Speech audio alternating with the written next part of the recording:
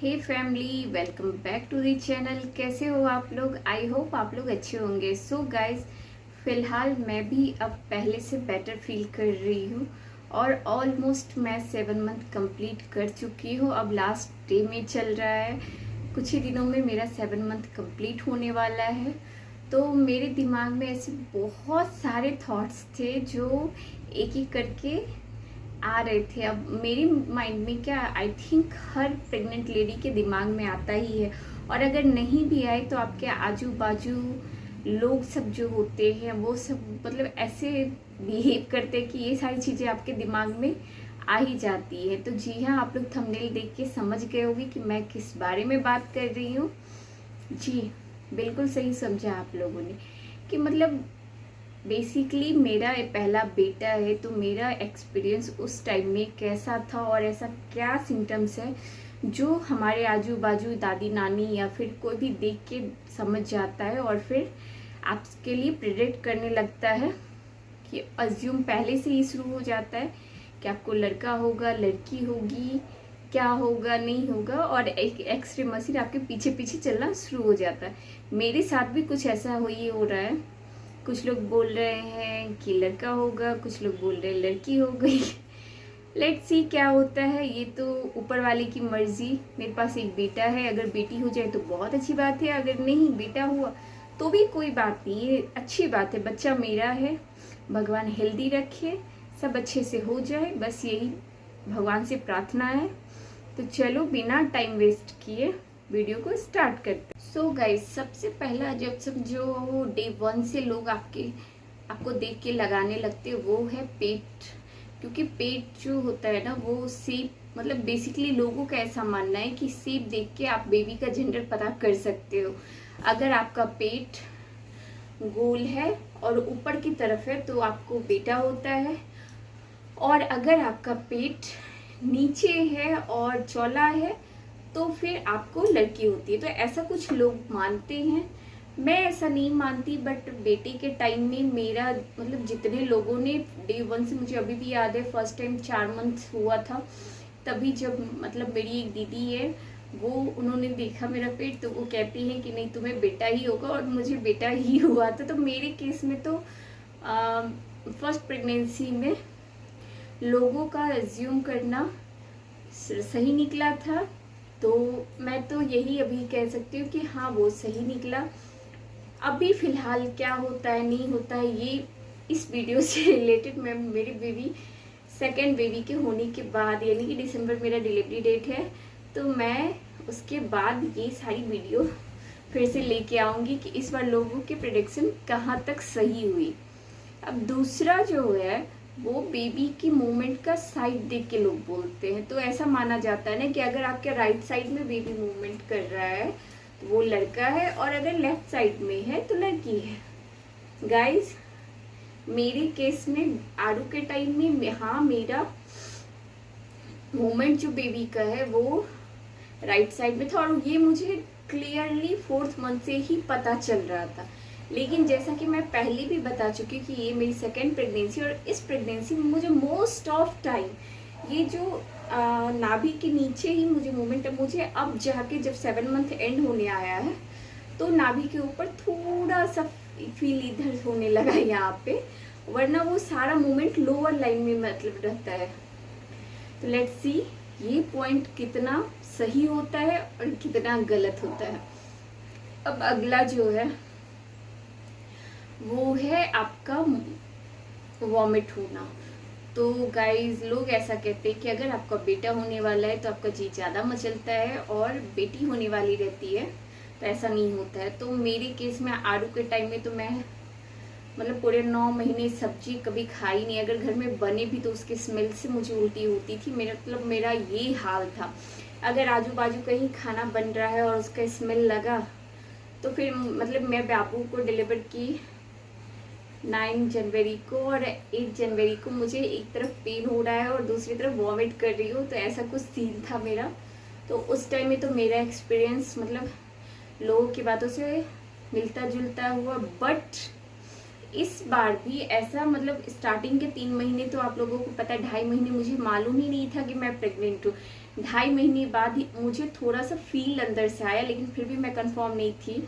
3rd month जब complete होने वाला था तो मुझे यहाँ आने के बाद चेक की तो मुझे पता चला कि मैं प्रेग्नेंट हूँ। तो मतलब वो फेज, मतलब मेरा उल्टी जैसा मन हो रहा था, मन अजीब सा, कुछ खाने पीने का होता नहीं था, लेकिन मुझे ऐसा लग रहा था कि वो शादी के वजह से जो थकान है, इस वजह से मेरी ये हालत हो रही है। बट जब आपको पता ही नहीं था तो आप चीज़ों को एंजॉय करते। मैं भर भर के पपीता खा रही थी, भारी उठा रही थी, भाई की शादी थी, बहन की शादी थी तो डांस कर रही थी, सारी चीज़ें कर रही थी।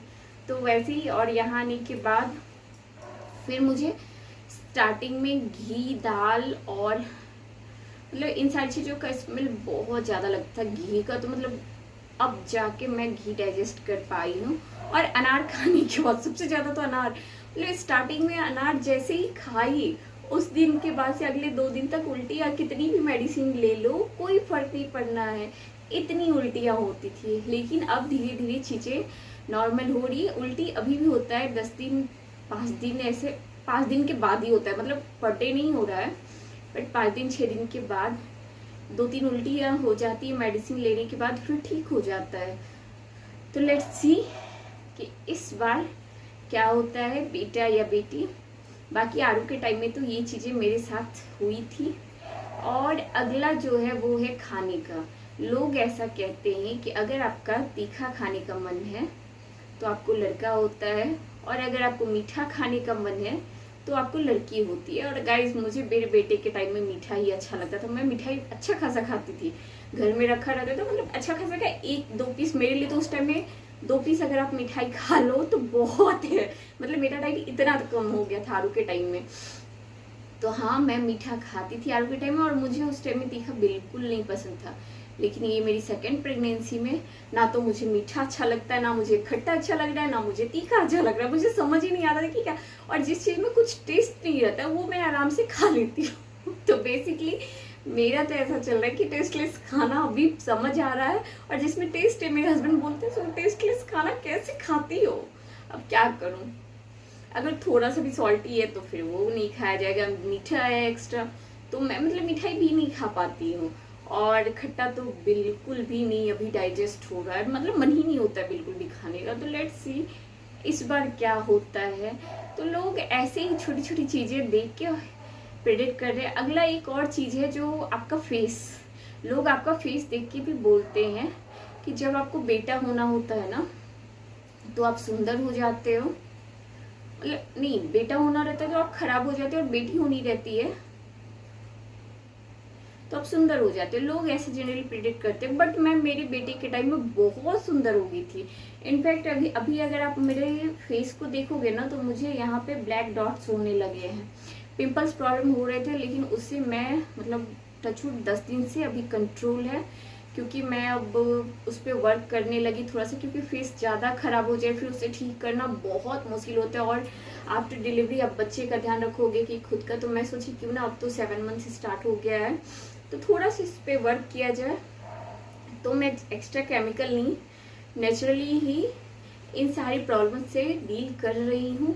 और टचवुड अभी पिंपल्स आने बंद हो गए, लेकिन ब्लैक स्पॉट बहुत है फेस पे, मेरा फेस बहुत खराब हो गया। लेट्स सी ये वाला जो पॉइंट है ये मेरे साथ कहाँ जाके और कितना रुकता है।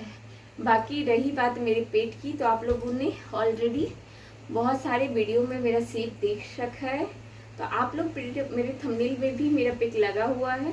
तो आप लोग प्लीज़ मुझे कमेंट करके बताना कि मेरा पेट देख के आप लोगों को क्या लगता है, मुझे क्या होगा, बेटा या बेटी। बाकी कुछ ये सिम्टम्स थे जो लोग ऐसे प्रेडिक्ट करते हैं। मेरे बेटे के टाइम में भी कुछ चीज़ें सही हुई, कुछ चीज़ें गलत हुई, और इन सारी चीज़ों का मेडिकल लाइन से या साइंस से कहीं कुछ लेना देना नहीं है, ऐसा कुछ होता नहीं है। लेकिन लोग अज्यूम करते हैं, किसी केस में सही हो जाता है, किसी केस में नहीं हो पाता है। और गाइस हाँ, एक और सबसे इम्पोर्टेंट चीज़, ऐसा कहा जाता है ना कि जब आपको बेटा होना होता है ना तो मॉर्निंग सिकनेस बहुत ज़्यादा होता है, और अगर बेटी होनी रहती है तो नहीं होता है। लेकिन नहीं, मेरे टाइम में, मेरे बेटी के टाइम में, मतलब सुबह उठने के बाद मैं फ्रेश फील करती थी। बट अभी मैं प्रॉपरली सो भी नहीं पाती हूँ, पूरा रेस्ट, दिन में तो बिल्कुल रेस्ट नहीं हो पाता है, क्योंकि मैं अकेली हूँ। आप लोगों से पहले भी बोल चुकी हूँ कि मैं अकेली हूँ, कोई है नहीं। हस्बैंड सुबह ऑफिस चले जाते हैं, बच्चा फिर स्कूल जाता है, उसके बाद काम वाली, दूध वाला, फिर घर के काम, सारी चीज़ें, फिर बाबू के स्कूल से आने का टाइम हो जाता है। तो ये सारी चीज़ें मैनेज करने के चक्कर में खुद रेस्ट कर नहीं पाती हूँ। अभी मैं आज वीडियो शूट कर रही हूँ, इसके बाद बाबू को खिलाऊंगी, फिर उसे सुलाऊंगी, तब जाके कहीं 3-4 बजे में मुझे टाइम मिलता है तो मैं 10 मिनट लेटती हूँ। बीच में हाँ 1 घंटे 1.5 घंटे बाद 10 मिनट के लिए रेस्ट ले लेती हूँ, बट कंटिन्यू जो मैं चाहूँ कि आधे घंटे सो लूँ तो ऐसा कुछ नहीं हो पाता है। और आरू के टाइम में मस्त सोती थी, क्योंकि मैं मायके में थी और मायके की तो बात ही अलग होती है गाइस। तो वहाँ जम के आराम मिला है फर्स्ट प्रेगनेंसी में। बट टचवुड ये प्रेगनेंसी भी अब 7वें महीने में है, खत्म होने वाला है। तो आगे का एक्सपीरियंस मेरा कैसा रहा मैं आप लोगों को नेक्स्ट ब्लॉग में बताऊंगी। आई होप आप लोगों को ये ब्लॉग अच्छा लगा है। ब्लॉग अच्छा लगे तो प्लीज़ गाइस, पता है आप लोगों को क्या करना है। जी हाँ, वीडियो को लाइक करना है, चैनल को सब्सक्राइब करना है, और मुझे कमेंट करके बताना है कि आप लोगों को मेरा वीडियो कैसा लगता है। मिलती हूँ आप लोगों से एक नए ब्लॉग के साथ, कुछ नए इंटरेस्टिंग टॉपिक के साथ। तब तक के लिए बाय बाय, टेक केयर, जय श्री राम।